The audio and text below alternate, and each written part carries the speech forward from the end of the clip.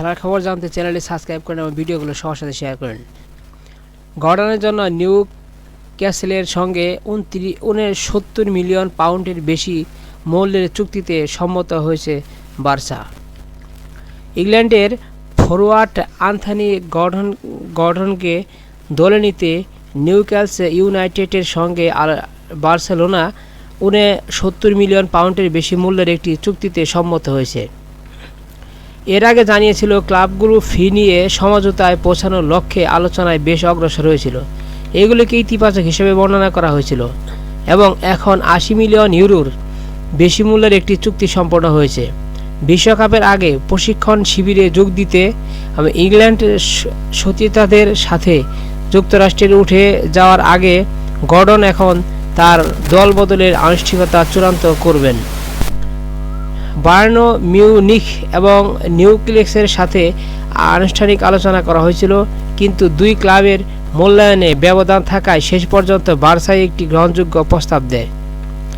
নিউক্যাসলের প্রধান নির্বাহী David হপকিনসন March মাসে স্পষ্ট করে দিয়েছিলেন যে তারা কেবল তাদের শর্তেই খেলোয়াড় বিক্রি করবেন। গর্ডনের জন্য উচ্চ মূল্য দাবি করার মতো সুবিধাজনক অবস্থানে ছিল ক্লাবটি, কারণ তার চুক্তির মেয়াদ 2030 সালের আগে শেষ হচ্ছে না। এই গ্রীষ্মে দল পুনর্গঠনের জন্য নিউক্যাসলের খেলোয়াড় কেনাবেচা করা প্রয়োজন, বিশেষ করে প্রিমিয়ার লিগে হতাশাজনকভাবে দ্বাদশ স্থানে শেষ করার পর। এই চুক্তিটি ম্যাকপাইদেরকে ট্রান্সফার মার্কেটে পুনরায় বিনিয়োগ করতে সক্ষম করবে, এমনকি এভারটনের সেল অন ক্লোজটি বিবেচনা করার পরেও।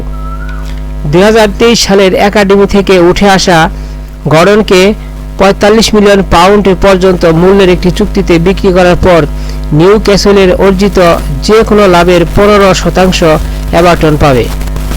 নিউক্যাসলের মূল খেলোয়াড়দের মধ্যে গর্ডনেরই ক্লাব ছাড়ার সম্ভাবনা সবচেয়ে বেশি বলে মনে করা হতো এবং ক্লাবের সবচেয়ে গোলদাতাকে মৌসুমের শেষ 4টি ম্যাচে বেঞ্চে বসিয়ে রাখা হয়েছিল, কারণ প্রধান কোচ এডি হাউ ভবিষ্যতের কথা ভেবেছিলেন। শেষ দিনে ফুলহামের কাছে 2-0 গোলে হারের পর, যা এক প্রকার দাবি হিসেবেই প্রমাণিত হলো, সফরকারী দলের সমর্থকেরা কিছুক্ষণের জন্য গর্ডনের নামে গান গেয়েছিল। টানা দ্বিতীয় গ্রীষ্মে নিউক্যাসল তাদের শীর্ষ গোলদাতাদেরকে হারাতে চলছে। তাহলে আলেকজান্ডার ইসাকের ক্ষতিকর ঘটনা থেকে কি কোনো শিক্ষা নেওয়া হয়েছে? ইসাক লিভারপুলে যোগ দেওয়ার জন্য চাপ দিলেও নিউক্যাসল প্রথমে তাদের অবস্থানে অটল ছিল, কিন্তু শেষ পর্যন্ত ক্লাবটি নতি স্বীকার করে এবং দল বদলের শেষ দিনে স্ট্রাইকারটিকে ব্রিটিশ রেকর্ড 125 মিলিয়ন পাউন্ডে বিক্রি করে দেয়। গত গ্রীষ্মের তুলনায় যখন নিউক্যাসল কোনো নির্বাহী কাঠামো ছাড়াই পরিচালিত হচ্ছিল, ক্লাবটিতে এখন প্রধান নির্বাহী হপকিনসন এবং ক্রীড়া পরিচালক রস উইলসন স্থায়ীভাবে নিযুক্ত হয়েছেন।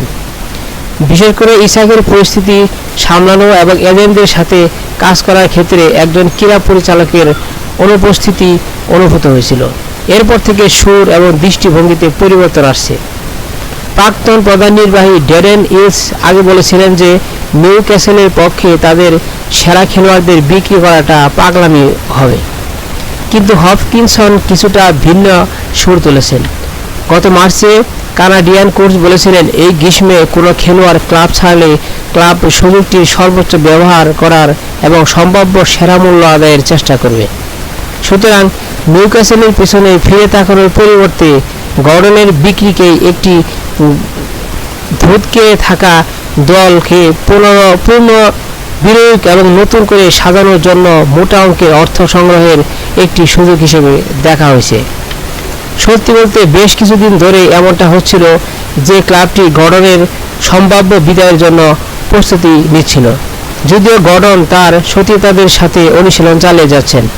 প্রধান কোচ হাউ তার এই মনোভাবের প্রশংসা করেছেন। সাম্প্রতিক সপ্তাহগুলোতে তাকে বেঞ্চে বসে থাকতে হয়েছে। তরুণ শন নিফ এবং অ্যালেক্স মার্ফি এমনকি শেষ দিনে ফুলহামের বিপক্ষে অব্যবহৃত বদলি খেলোয়াড়ের আগে মাঠে নেমেছিলেন, যা ছিল একটা তাৎপর্যপূর্ণ। ভিডিওটি সবার সাথে শেয়ার করেন, আমার চ্যানেলটি সাবস্ক্রাইব করেন।